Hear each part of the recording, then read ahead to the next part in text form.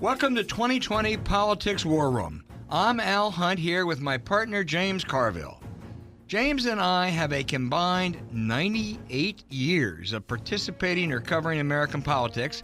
We'll draw on that each week with insights about what's really going on in the 2020 national political race and throw in our take on impeachment. It'll be lively, it'll be unpredictable, and it's going to be fun, right, James? I hope so. It better be, because 'not any fun. I'm not going to do it. At my age, I'm not engaged in any non-fun things. We're going to have as much fun as we can the whole way through. We got some interesting guests. We're going to do a quirky thing or two here and there, and we'll try to remember as much as we can from our 98 years of experience. But we probably a lot we're going to have to leave on the floor. Yeah, I think if we can get 60%, we'll be okay of that 98%. But we're going to have some fabulous guests.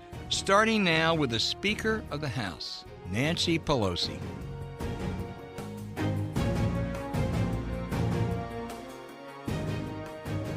James, we may have peaked with our first show with our guest, who is the Speaker of the House of Representatives, Nancy Pelosi. We're never going to do any better than that. Never. Madam Speaker, thank you for being with us today. My pleasure. And I want to be born on third base. That's what exactly. And this is her first interview since the House voted to authorize the rules and procedures for continuing on the impeachment inquiry, a huge vote. And now that you've said all of that, you have said this has to be fair, it has to be thorough. You've set up those procedures. Can you finish this by year end? Because some people don't want it to go into the election year. Well, I certainly hope so, but we will just go where the truth takes us, and that will be up to the committee, the Intelligence Committee, and then go to the Judiciary Committee. When we all agreed that we would get together and talk some politics and policy, little did we know that it would be just minutes after this vote would be taken on the floor. So again, this evolves. I had no idea last week that we would be doing this week. We are fortunate indeed. I am. There is the question: should the hearings will make a difference, obviously, in what comes out. But I get a sense that you would prefer when I say narrow, I mean a focused focus on the Ukrainian effort to shake down the Ukrainians, to dig dirt on Joe Biden, and obstruction, rather than broaden it to talk about Mueller and emoluments and all that. Is that fair? Well, I don't ignore all that Mueller has put forth. There may be some obstruction of justice there. I don't know. That's up to the committees to examine. But what this is about for us is that no one is above the law. That is just the principle.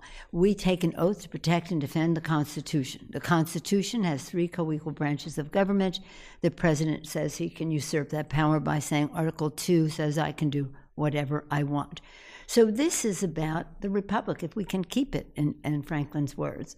This isn't about his personality, his policies, his behavior. That's all for the election. This is about, was there a violation of his oath of office to the Constitution of the United States? And how do we honor ours with dignity, with prayerfully, and with calmness, but nonetheless with the responsibility the Constitution gives us? One of the violations could be any attempt to cover up what has occurred. And the other day, the colonel from the National Security Council said that transcript they released on the call to the Ukrainian president, that there was important things that were deleted.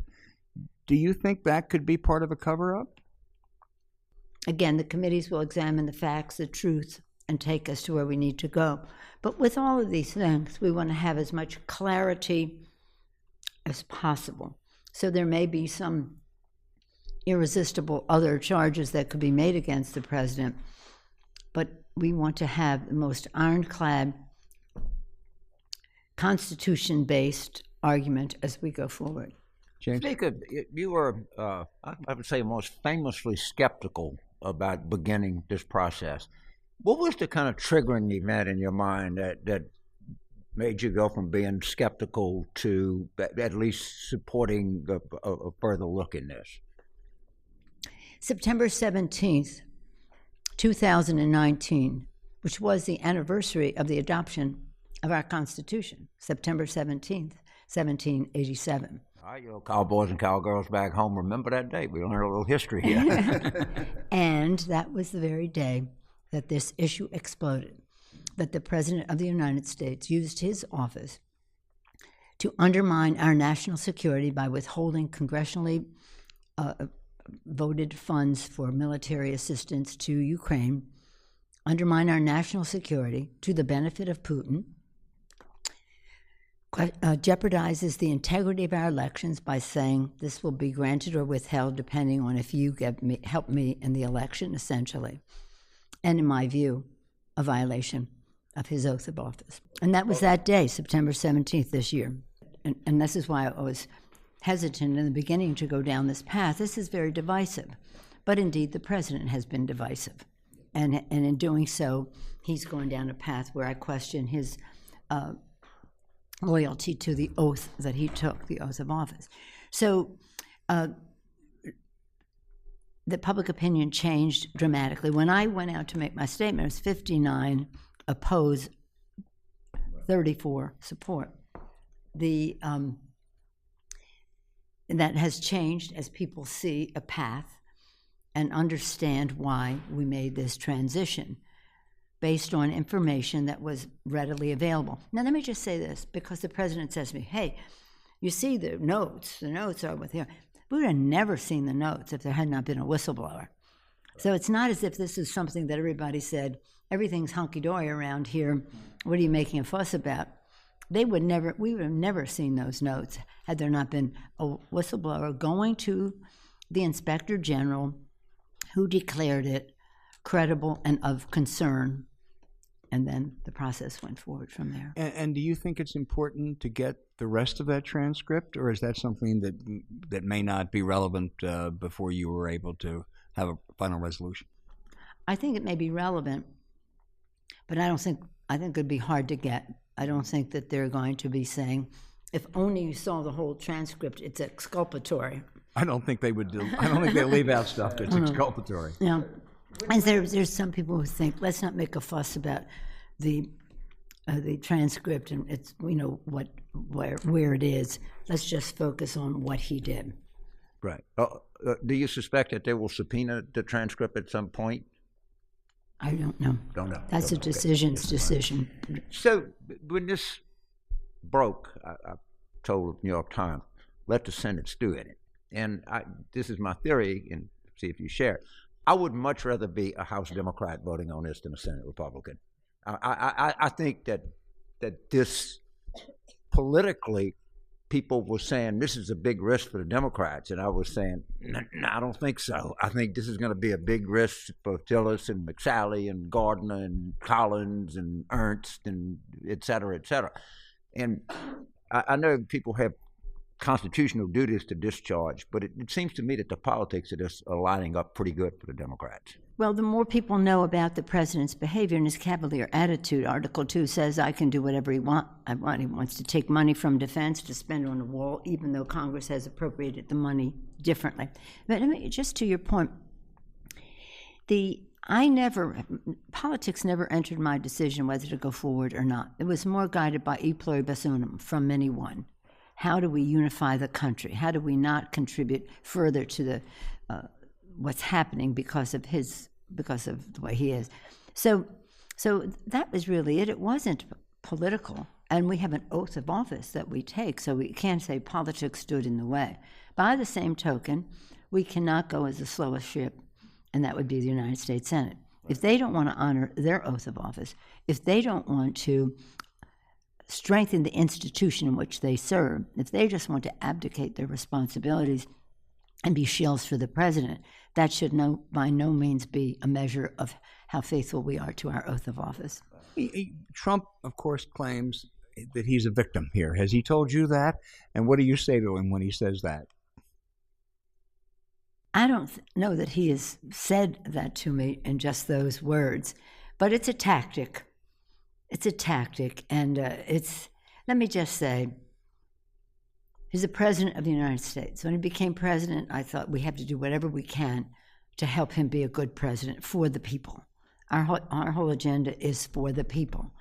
This initiative to continue to go further down the inquiry path is for the people, defending our democracy for the people. I don't even want to go into a psychoanalysis of this president, but I do think an intervention is warranted. Policy, personally, in every way, is something that's very strange. Here's one out of left field that'll surprise you. It only would be asked on a podcast. Another critic, surprising critic, was Kenneth Starr, who was the Clinton prosecutor, who said that the House is engaged in a destructive frenzy, that Trump did nothing corrupt, and impeachment is bad for the country. My goodness, how times have changed. When he would take a personal indiscretion and turn it into an impeachment, and doing so in a way, I can tell you, I was here, they practically pulled up, opened the trunk of a car, threw these things practically on the street without even showing to the president first. What we have afforded to the president and what we put forth today is better than what they ever gave in terms of respect and opportunity to President Clinton, or even to President Nixon. We've come a long way since then. That's really quite sad. It's really sad because they must have some judgment about the Constitution of the United States. I don't know The what to say. The hypocrisy is so raging and the inconsistency is so obvious that I don't. For most Republicans in general, not just Starr. Yeah. I mean, he was a man that was so appalled by what President Clinton did, and yet when he was president of Baylor, while he was president, was the biggest rape scandal in the history of college athletics. And if this guy comes back and runs his mouth, he must be just impervious to any shame. Well, let me say that I don't know what I'm talking about right now, but my path is always follow the money. It's about a future job or opportunity or appointment or something.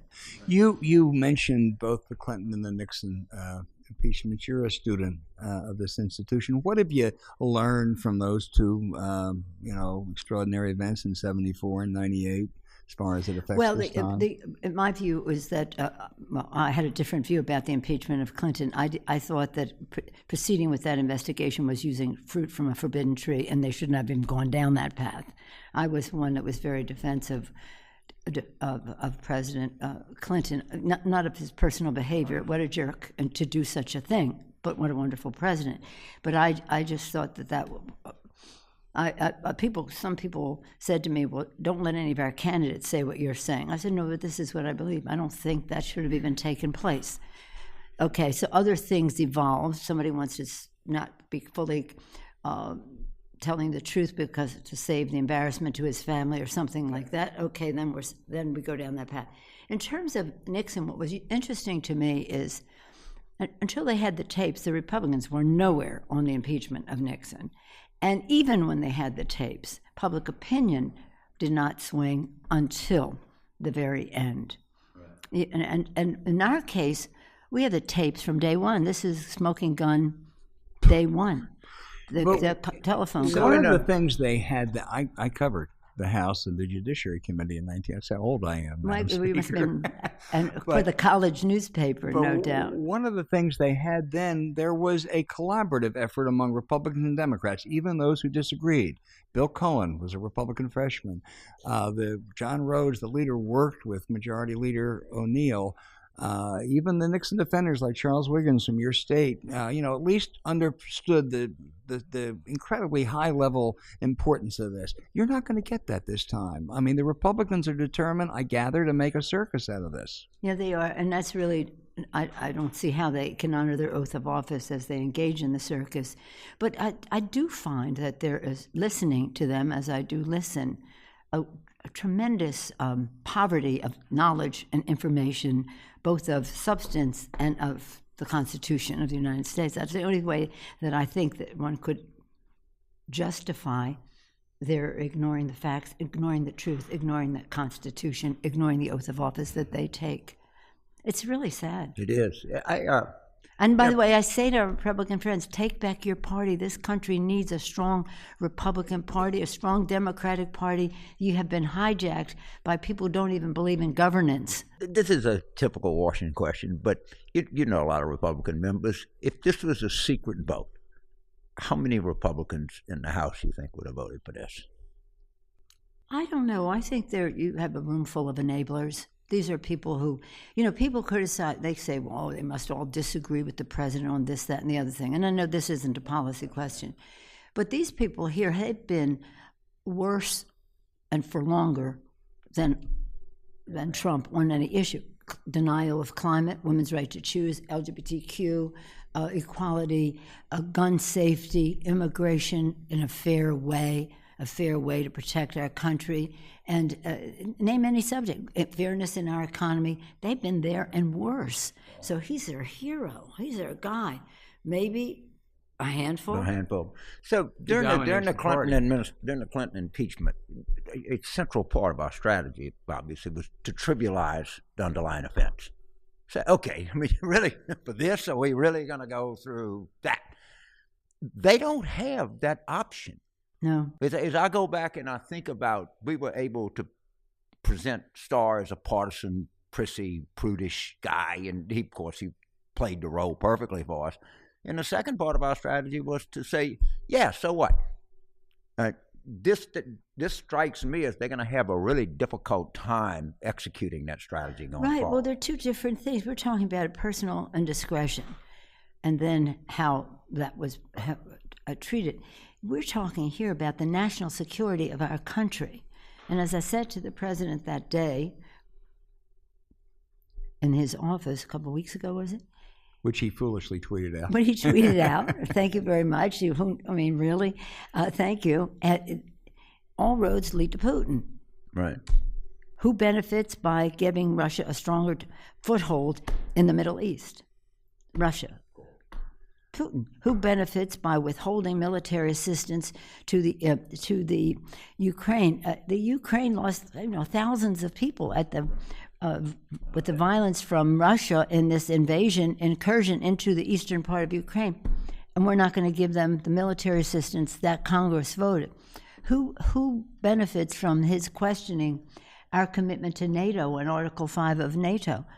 Putin. I didn't even go into that. That's those three. I said all roads lead to Putin, but I didn't even go into, and that you believe him rather than our intelligence community as to his disruption of our elections in 2016. I didn't want to get, he's melting down. I didn't want him to fall off the edge. Before we go, this is a busy day for you, I know, but let me just a couple political questions. Obamacare passed because of you. You got it through the House. You have long advocated building on it, making it more accessible, making it more affordable. But there's a huge element within your party now that wants to basically discard it and go to a government-run single payer, including some of the leading presidential candidates. If that were to happen and the party were to adopt that, would that be a winner or a loser? I don't think it would be. Here's the thing. I think that we should all just say we want health care for all Americans. The Affordable Care Act is on par there with Social Security, Medicare, Medicaid. It is a major accomplishment. Millions more people have access to health care, probably 20, but that's not the point. The 150 million families got better benefits, no pre-existing condition, no lifetime limits or even annual limits, and all the other things that affect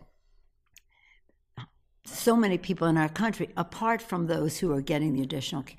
So the point would be the point is to eventually get to a place where we have 100% coverage, which is our goal, then the path would be to follow the Affordable Care Act. If it leads to Medicare for all as an option, so be it. But to say we're throwing this out because we're going to have this and you're not going to have your private insurance, I just think, first of all, is I don't support that. But when I talk to these folks, because I've been having my single payer. I said, I had those signs in my basement from 30 years ago. I get the point. We want everybody to have it. Now, we have a responsibility to do it. It's a big price tag. The federal government people say, well, you'll raise taxes. I think we've had 3 hearings.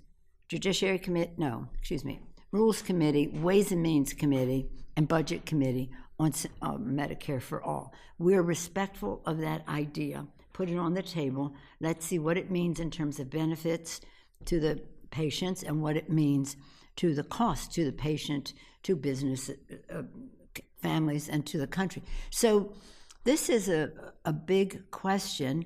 I I just think that if people want to talk about that, they really need to know. I mean, I don't think they want a single payer where government is administering the health care, but some people think that's what that means. So we have to have clarity. In the meantime, we must do better in what we do. We want to reauthorize some of the things that have expired. We want to expand some of the things we should have done in the first place, and now you can see in its implementation that there's more. We are on a really good path to this, and whatever enthusiasms a new president may bring in, it's not something you can do by executive order. Right. So, Rahm Emanuel, who was too intimidated by you to... Yeah, he didn't want said that his idea is to let people buy into the federal plan, which is one of the classic great plans. And I wonder when members of Congress who are Medicare eligible, when they have health issues, that they pay for it with the federal plan or the Medicare plan. But that's a good way. The federal plan is very well negotiated, and maybe we can get people in on that. Agreed. I think there are all kinds of ways to do it, and if you want to say Medicare, if you wish, because Medicare is not as good as benefit as the Affordable Care Act. There's no catastrophic. And then they said, well, they can just go buy another policy. I said, well, that's not what you're advertising out there. And I'm all for, and we hopefully will be able to increase the benefits for Medicare when we do our H.R. 3, our Elijah E. Cummings Lower Drug Cost Now bill, which will reap benefits to the federal budget, use some of that money to expand Medicare benefits. That's a debate we have to have here. However, Affordable Care Act is a better benefit. So again, I think that everybody, this is what campaigns are about. You put ideas out there about your vision. It may not be the practical application of it, but we should be respectful of everyone's enthusiasms. At some point, though, I just have 2 words. Remember November.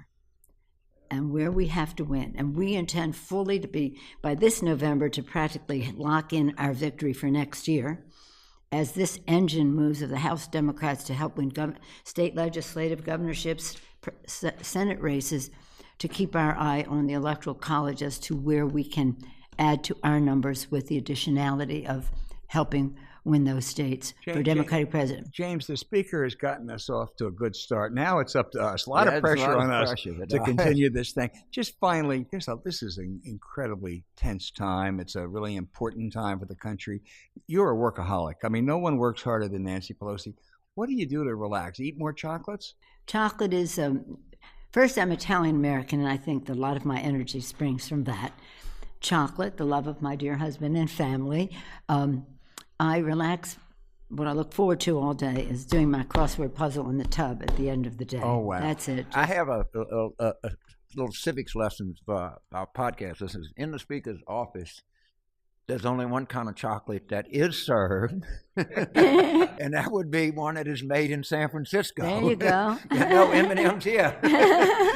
So to some extent, all politics is still local. There it is. One of my other favorite speakers said, all politics is local. And in terms of healthcare, it is personal. But we do have to win this presidency. I just want to leave you this note.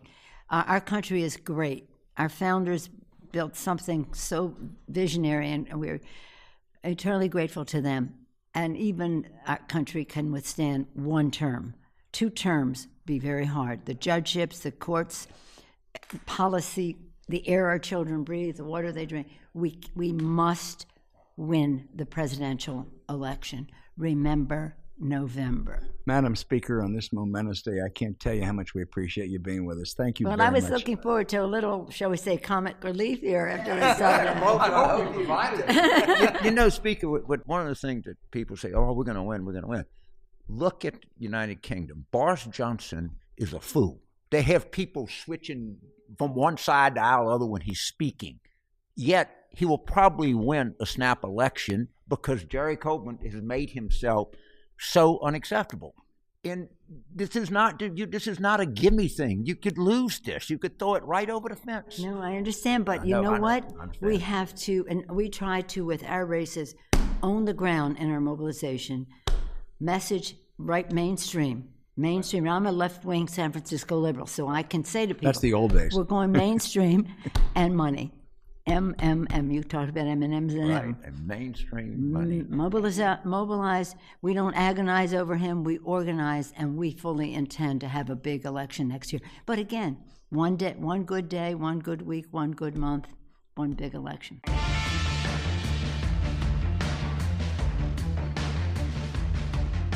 James, this is our day. We have Mr. Inside and Mr. Outside. Nobody is more versed in what's happening in politics a year out from the 2020 election than Charlie Cook, who has overcome his Louisiana background to become an institution with the must-read Cook Political Report. And no one is more versed in the underlying basics and fundamentals of American politics than Thomas Byrne Edsall, great political reporter, now columnist for the New York Times. Tom also knows the 2020 inside, and Charlie the broader picture, so we really have scored big. James, my guess is you have a couple thoughts or questions. Well, I just did the math, and we have 98 years of experience in participating, covering American politics. And between Charlie and Tom, that when you add it all up, there's 199 years of experience of something on this set, which I don't know, but I doubt that has happened very many times before on any kind of communication, television, radio, podcast, you name it. So, great appeal for millennials. Right, great appeal for millennials, man. I tell you what, if we could just remember like a third of the stuff we know, we'd have a hell of a show here, wouldn't we? Let me just start here. I'm got the ABC Washington Post poll, which I think most people agree is a pretty good among those, pretty good, has Trump approval now at 74 among Republicans. In your guys' judgment, where does it have to get where people really get scared? I would say 60% starts to get scary, because that means you're going to get some areas and some districts where it's below 50.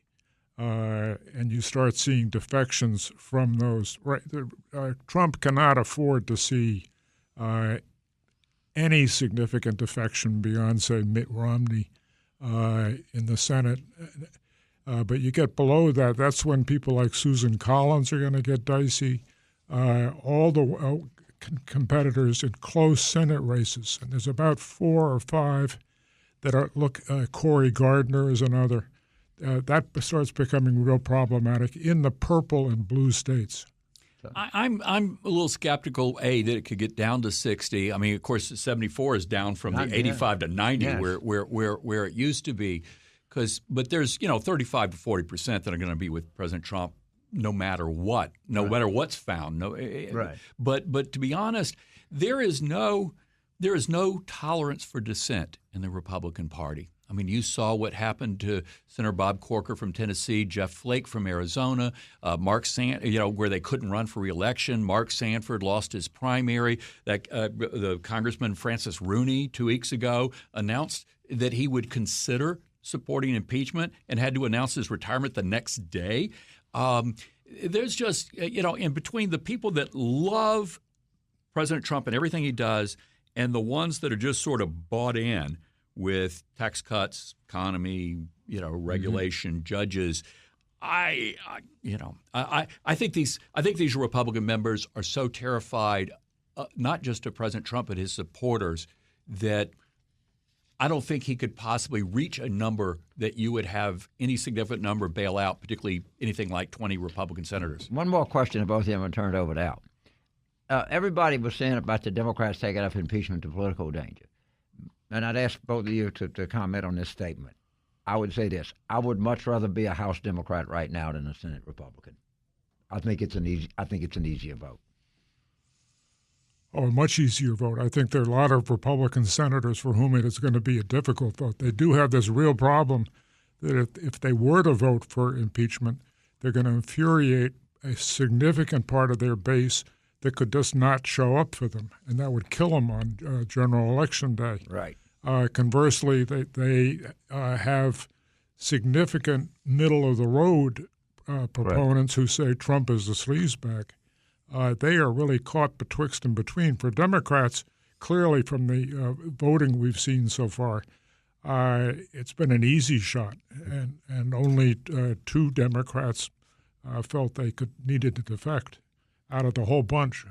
Well, you look at Republican senators, and there are 3 that are just going to have a really tough race no matter what and could lose if impeachment didn't exist. Martha McSally in Arizona, Cory Gardner in Colorado, Susan Collins in Maine. So impeachment could theoretically seal their fate, but, they're already in deep trouble. But really, Tom Tillis and Perdue in Georgia, those are the only 2 people that are on the bubble that I think it could. Joni Ernst in Nebraska is not going to lose because of impeachment. Right. John Cornyn in Texas is not going to lose because of impeachment.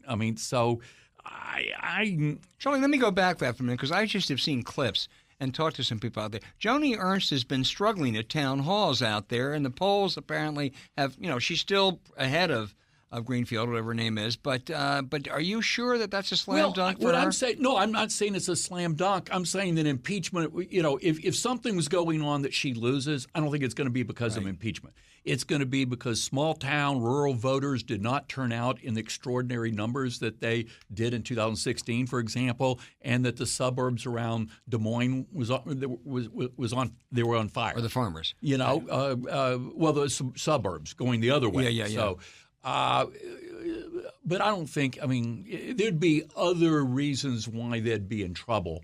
But no, I don't think it's a slam dunk. Yeah. But I think you get past McSally, Gardner, Collins, Tillis, and Perdue, and wow, that's tough territory. Yeah, that really is. Tom, you agree? I think there is this potential for a wave. It's only potential at this point, and the Democrats, especially in who they pick for the top of the ticket, could blow it and lose the whole momentum that they have. But I think there is an underlying potential for this to turn into a second wave election, really. 2018 was the first. And a lot will depend on how well Democrats handle the impeachment process. But it's very iffy at this point. But for Tom Tillis and David Perdue to lose, that means there was a wave. I'm factoring the wave in. Right. You don't need a wave for McSally, Gardner, or Collins to go Democrat. You do need a wave. There's a big gap. I am confident that Tillis is behind right now. Okay? In that case, he's behind somebody that's unknown. Yeah, but Charlie, you're right about Georgia, but North Carolina, I think, is more purple than that. But it's becoming a swing state. But the thing is, for Democrats to get over the hump, right.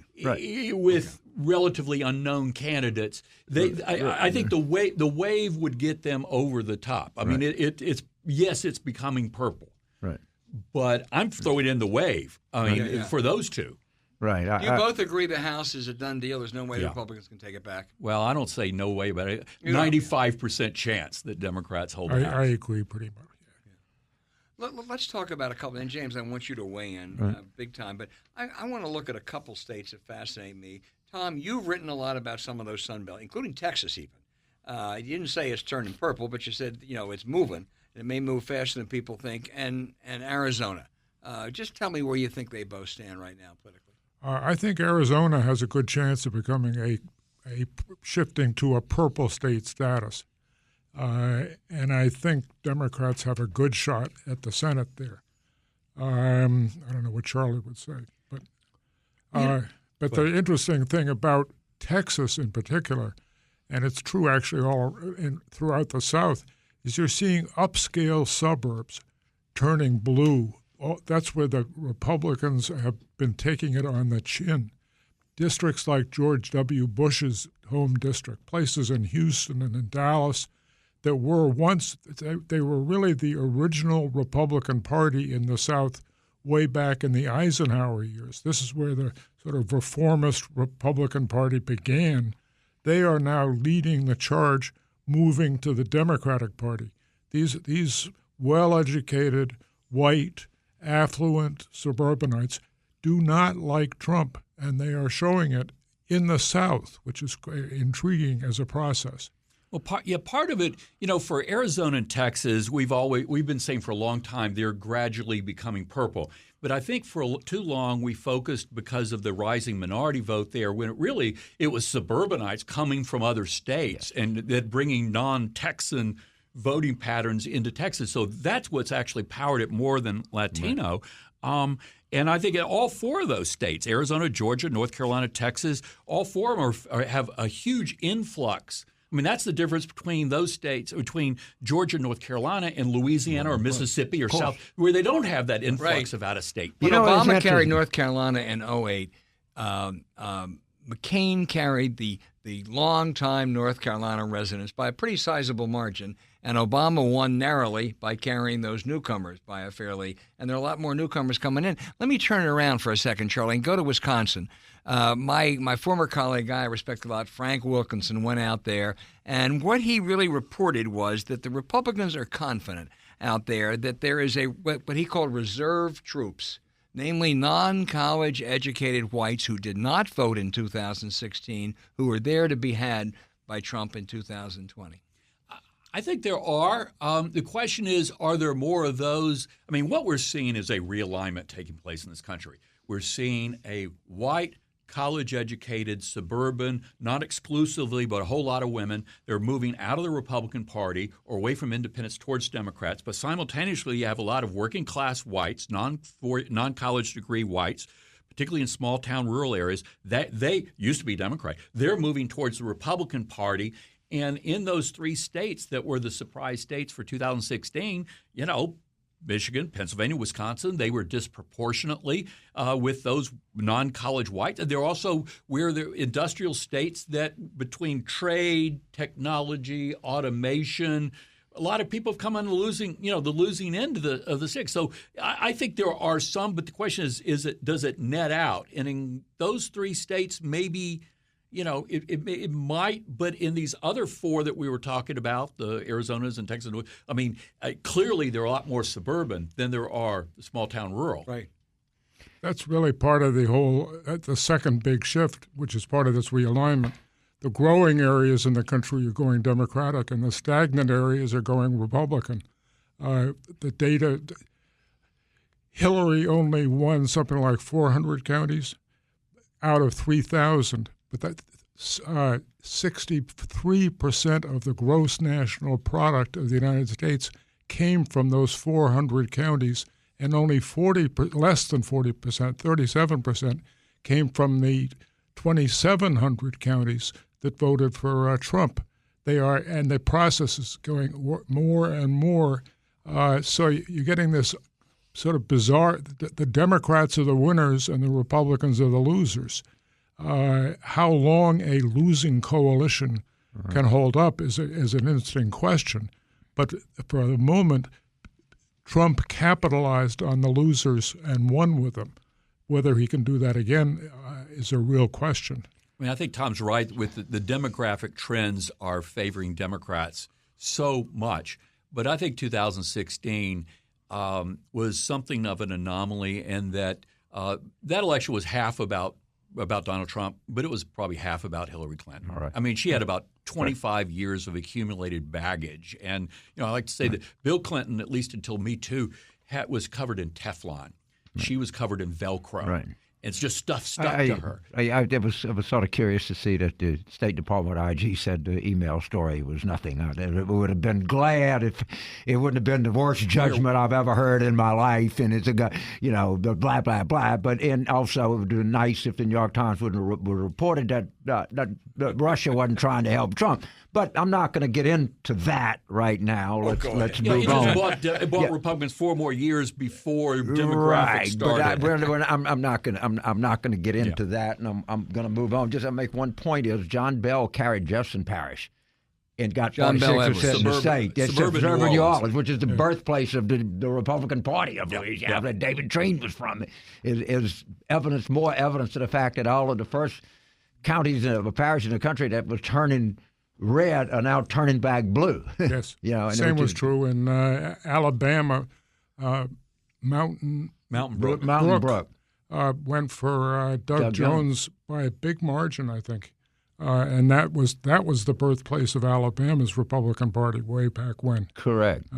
So it's a really strange flip we're getting. Well, and that's true in the South, but it's also true. I mean, I grew up, James teases me about this, on Philadelphia's main line.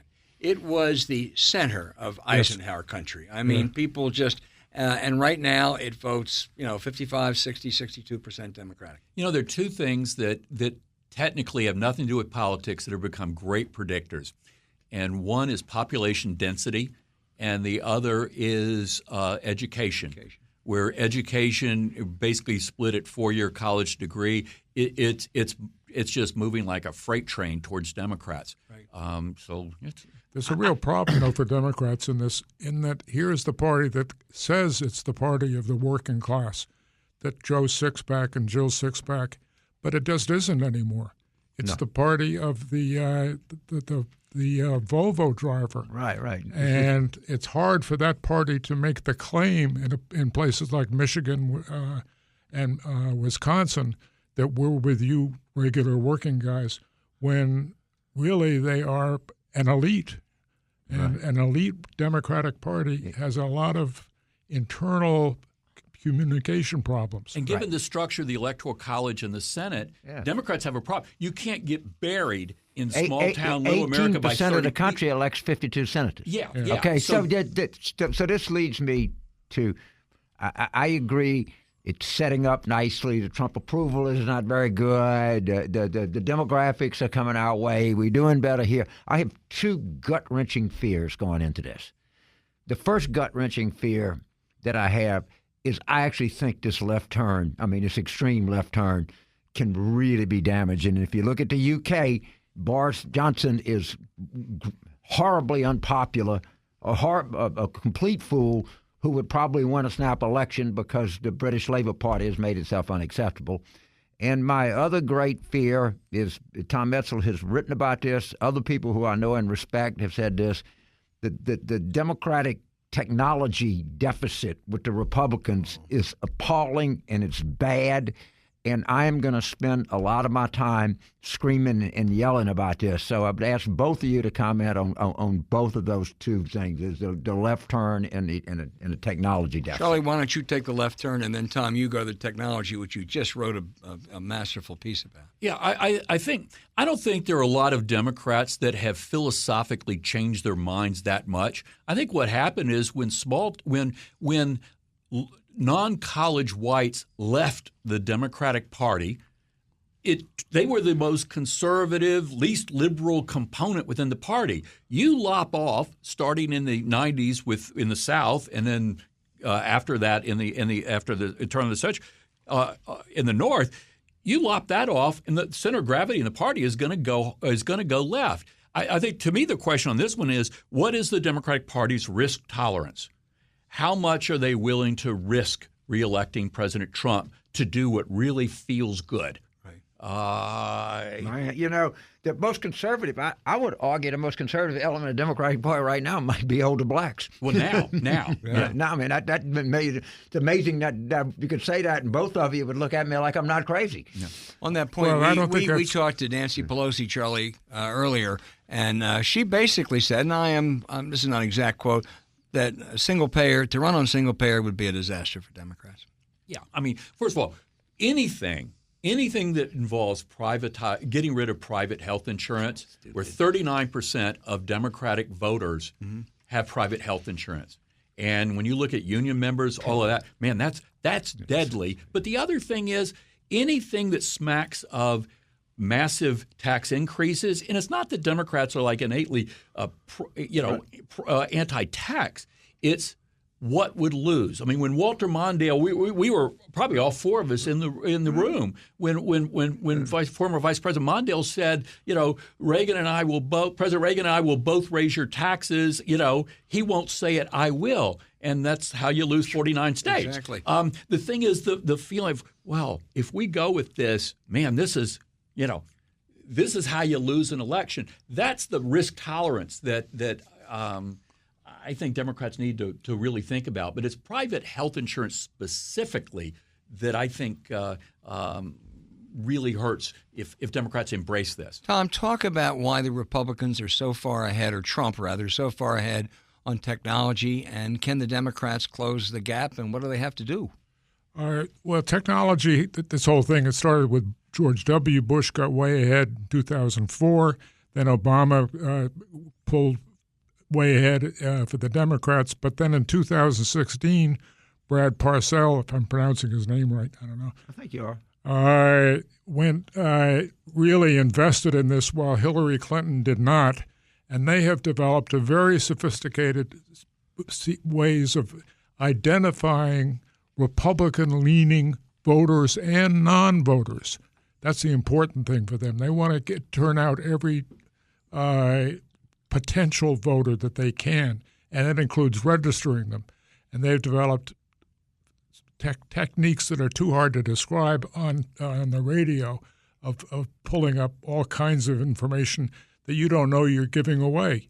And the Democrats, in the meantime, have been stuck in a battle against each other where all their efforts on Facebook and on other digital outlets are all geared to promoting their own candidacy and not promoting the Democratic Party. And the Democratic Party, without a candidate, has a hard time doing this, and they don't have anyone except perhaps Priority USA and one other, I forget which, trying to do some of this work, but it's really peripheral compared to the very dogged, hard work, detailed, and you have to, because of this all new technology, you have to keep testing the validity of what you're doing. It's just a very long and hard process to make sure what you're doing is actually working. The irony is in the 2012 RNC autopsy, part of it was Republicans have to do better with digital. But that was the only thing they actually did. They did. And so this happened post-2012 election, between 12 and 16, this happened. But that was one of the that was the only part. They ripped all the other chapters and threw away. All right, guys, let's cut to the chase. We're getting the hook, but let's cut to the chase now. We're going to go and let's say who's going to be the Democratic nominee. And the numbers have to add up to 100. And I'm going to give you 5 choices. I'll even go first. It's going to be Biden, Warren, Sanders, Buttigieg, or a candidate out there, some kind of savior who's going to come in. I'd say Warren at 40, Biden at 25, Buttigieg at 20, Bernie at 10, and 5 for an outsider. Who wants to go next? I'll go next. I just think any predictive thing with levels of engagement this high is very dangerous. And I noticed it was a New Hampshire poll, and they had Senator Warren at 20. Well, you know she's running 100% ID in New Hampshire. All right? It tells me that there's a lot going to happen. This is not a kind of a year where you kind of know what's going to happen in advance. I think. All right, a year out. You're right, Jim. A year out. Come on. I mean, I'm predicting turmoil. That's all I can predict. You're going to be a cop out. I'm so disappointed. You'd be disappointed. I mean, the Cajun will not rise to the occasion. Tom Edsall, Charlie. I will not rise to the occasion. Tom Edsall, Charlie Cook. My colleague Amy Walters says the conventional wisdom is that Joe Biden can't win a Democratic nomination, right. Elizabeth Warren can't win a general election. And I think that is the conventional wisdom. I would give Biden, Klobuchar, Buttigieg together a 55% chance. Right. And Warren and everybody else 45, which basically means Warren. Yeah. I mean, because nobody knew was getting in. Yeah. Right. Tom, you agree nobody knew was getting in? I don't think anyone knew was getting in. I think if Warren is going to make it, she's going to have to do something on Medicare for all that is credible, and she hasn't done that yet. And for her, I think that's going to be her make or break point. I have serious doubts about her as a general election candidate and whether it's a good choice, but I think I would put the odds on her. If she can get over this Medicare for all, it could be the killer, though. She is head and shoulders better than anybody else in this field in terms of candidate skill, in terms of organization. Yeah. And if her shortcoming is the plan, and she's got to figure out a way to say, well, of course, we're not going to have 60 seats in the Senate. We're not going to have, that we may have to settle for something less initially. I mean, she's got to make that turn somehow. Right. Boy, we have struck it rich, as they say, James. We start with Nancy Pelosi, and then we go to Charlie Cook, and Thomas Byrne Edsall. I mean, we're being carried today, but I want to thank Charlie. I want to thank Tom, and I hope you'll come back. It's an honor to be with you guys.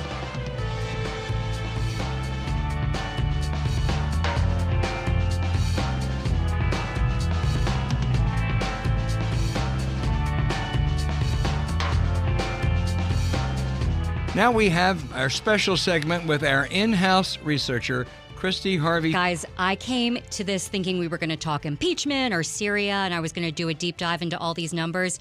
But October, November in Washington, D.C., there's only one topic, and it's baseball. So I've got two pieces of research for you guys just to make sure you know. So the first one is, in May, the odds of Washington, D.C., the Washington Nationals, winning the World Series in Vegas were 1.5%. James, when did you start to have hope that this could actually go through, and what are your thoughts here? It's hard talking to Albert every day and being on that email thread with all those old guys who complain the whole goddamn way. And I'm like, geez, guys, we're winning games here. I never, when I became kind of confident, believe it a little bit, was after Game 5. I just said, just too much has happened. It's just got to continue. There's some sports god thing here. And, it's just like with LSU football. I don't even get nervous on 3rd and 8 anymore. I mean, this ride, this Nationals ride is like one of the best sports rides I've ever had in my entire life. Hun, what's the image that's going to stick out for you? I'm on all those crazy email threads with you and the texting. I think we have 700 texts just from this past couple of weeks on this. What's the image that's going to stick out Walter for you? Dellinger, Jerry Seib, and Mike Tackett and I were wrong all the time, and Davey Martinez and Mike Rizzo were right, thank God. The image that stands out for me even more than that wonderful night when they won the World Series was that wild card playoff game. We're down 3-1 against the best reliever in baseball and a left-handed reliever who is unhittable. And we had a 20-year-old kid up named Juan Soto. That game was lost. There was no way. We had never won a series. This was going to be the elimination, and he knocked in the winning runs. I mean, that was, to me, one of the most magical moments in the history of baseball. And this story, as James said, there has never been a better narrative than the 2019 Nationals. And I saw the Kendrick home run in the game in Los Angeles. You were out there. So, oh, God. I mean, it was like... Amazing. And it's... these guys have just, Rendon and, post 7 in 5 elimination games, had 3 doubles, 2 home runs, and a walk. I mean, God almighty. I mean, this comet is not coming around again, people. And that brings me to my second piece of 2 pieces of research here, which is I live about 2 blocks from the ballpark, and you can hear the crowd roar when things happen. And the crowd roared during a commercial break. And we were like, what's going on? And we realized it was the crowd roaring with boos at a Donald Trump commercial that was airing during the World Series. And my second piece of research is that in Game 5 of the World Series at Nats Ballpark, the crowd turned on Donald Trump and started booing, and supposedly the decibel level got up to 100 decibels. Here's a couple other things that are 100 decibels. That's a jetliner taken off that is standing next to a jackhammer. That's standing next to a speaker at a rock concert. So that's pretty loud. I was there that Hunt, night, what do you Chris. think? Yeah. It was incredible. But what they tried to be cute. What they tried to do was introduce Trump at the same time they were introducing the veterans, because they always introduce the veterans, everyone stands. The audience was too smart for him because Trump came on first, and before they had a chance to get to the veterans, that just incredible, resounding chorus of boos, which, look, you boo at baseball games, you boo everything. That's fine. Those people complain about it are wrong. I didn't like the lock him up. I mean, he began that. It's outrageous when he does it. I don't think other people should do it. But the booing was a glorious sound. But I don't understand this. He has instincts. All right? He had to know this was going to happen. I mean, he's not that. He has survival instincts. I don't think he's very smart or anything like that. And he also is kind of very protective of his image and his strength. And I don't know. If somebody talked him into doing this or said this would be a good idea, that person is whoever he or she may be. And even if he did it himself, of course, it's not going to be his fault. He's going to blame somebody else for it. That we know. I want to know who's going to be the fall person here, because there's going to be one. What do you think, Al? Who's the fall guy here? Well, I don't know that he didn't like it. I'm not sure that he didn't Hot say, take. "Oh man, the deep state booed me." I mean, that's utter nonsense. But so. a lot of what he says is utter nonsense. But I'm not sure he didn't welcome it. But he may have, but you got to be a pretty tough, sophisticated person to invite yourself to be booed. Well, it was, and I also would point out it was Major League Baseball that had Donald Trump there, and the Nationals, our beloved Nationals, invited Jose the chef, who has been one of the great people in the world, to throw out the opening pitch. All right, well, if you'd like to weigh in as a listener on whether or not you should boo the president or not, or if you know what, that's just baseball, let us know at politicswarroom@gmail.com. That's politicswarroom@gmail.com. And guys, that's my research this week. The sophistication, the greatest research in the history of the Washington area, Miss Christie Harvey, a brilliant, sophisticated, hip, total baseball. And the chairman of the Kurt Suzuki fan club. That's it. Kurt.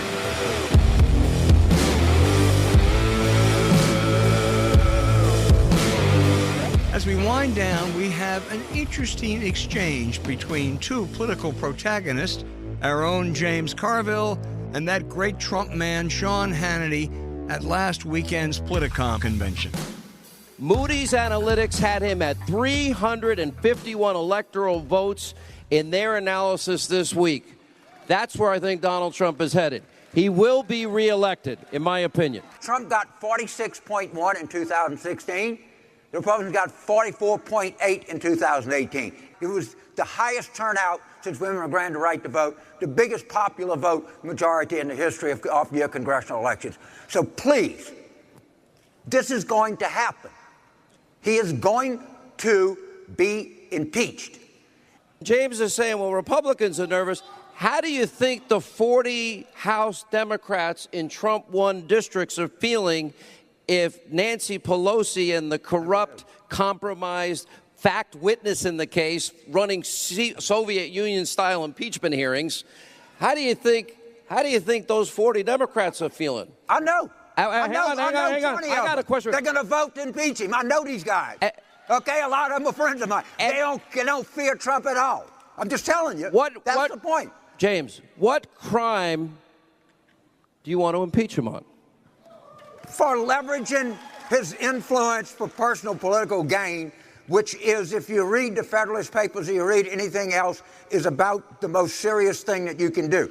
Plus, they're just getting started. What's the crime? I didn't hear it. What's the crime? Again, what they're going to impeach him on is self-dealing while conducting the business of the United States. You may say it's not a crime. He will be impeached.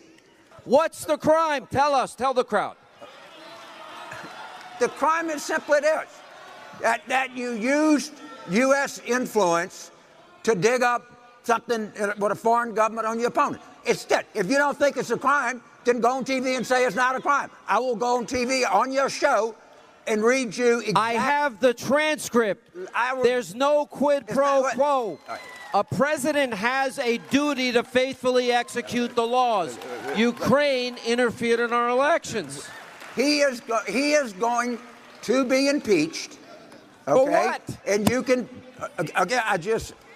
I'm not gonna sit here go back and forth. I just tell you what it is. If you want to defend that, that's fine. You can scream, you can yell. This is going to happen, and you're just going to be out there screaming at. The moon pays as much attention to the dog barking at it as the Democrats pay to Trump. You get wow, wow, wow. The moon don't know. It don't hear it. It has no fear.